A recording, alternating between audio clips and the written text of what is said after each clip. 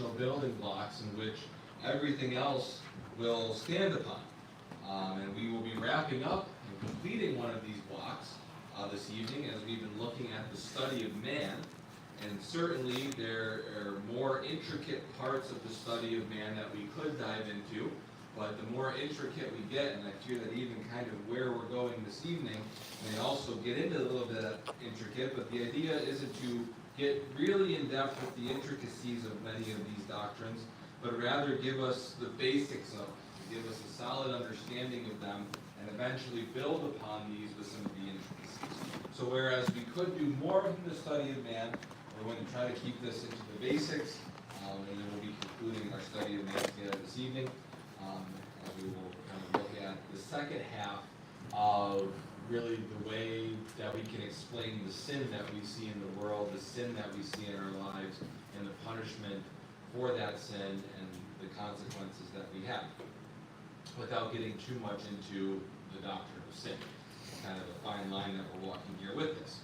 But up to this point, we've kind of covered many of the basics, most of the ones I want to cover for this study. We looked at how we got here, the creation of mankind. We looked at how we are unique within creation. We looked at what it means to be made in the image and likeness of God. We've looked at the immaterial parts of man as these immaterial parts play into what it is to be in the image and likeness of God. We look at the fall of man, how sin entered into the world. We looked at the consequences of the fall, the immediate consequences, and how those still bear for us today. And last week, we looked at something that is at times referenced as inherited sin. It can also be looked at as our sin nature, but in short, this inherited sin that we looked at is the sin that is passed down from each generation, starting with Adam. So Adam passed it down to his son passed it down to his son to his son, so on and so forth. And it would just go continuously down the line to where we are today, to where if we want to look for our inherited sin, it came from our parents. Where did theirs come from? It came from their parents, and so on and so forth. And I really want to emphasize that because that's going to be a contrast into what we'll be looking at, or not contrast, but a difference in what we'll be looking at this evening, as it can be very similar. So we see that this is what is sometimes referred to as our sin nature. Our sin nature is passed down from generation to generation. Each one of us, every person who is born, has a sin nature, has this inherited sin.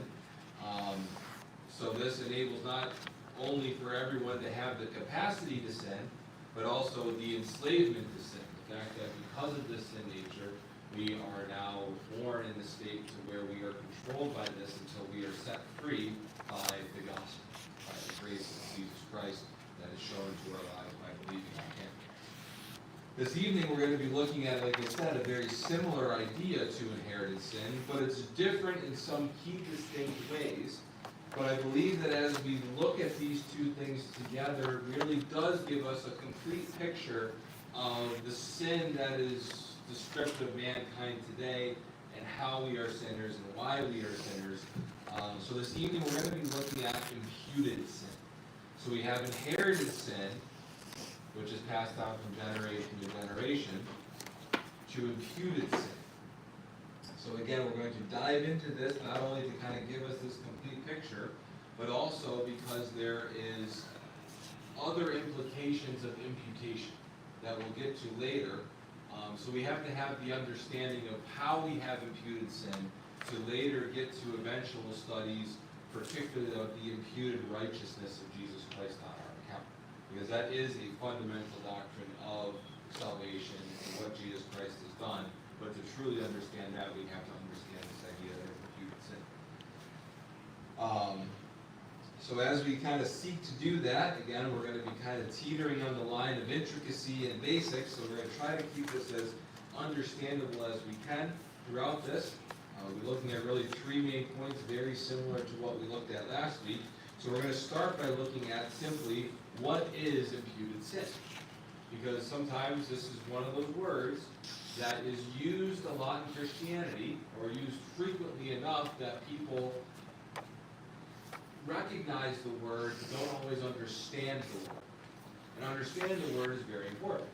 So as we seek to understand imputed sin, let's define what it is. To impute means to attribute or to reckon or to ascribe something to someone.